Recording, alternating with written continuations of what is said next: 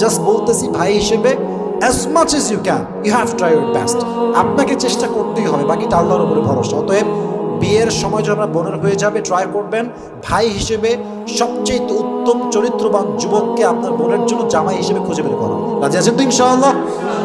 যার বোন আছে তার মাথায় মোট দায়িত্ব রয়েছে অনেকগুলো, জাস্ট আমি তাকে 3টি দায়িত্ব রিমাইন্ডার হিসেবে বলতেছি। বলেন তো কয়টা দায়িত্ব ভাই হিসেবে? এত আসতে বলেন সবাই, কয়টা? 3টা। 1, নিজের বোনকে বাবার সমস্ত সম্পত্তি ভাগ হওয়ার পরে যথাসাধ্য বুঝিয়ে দাও।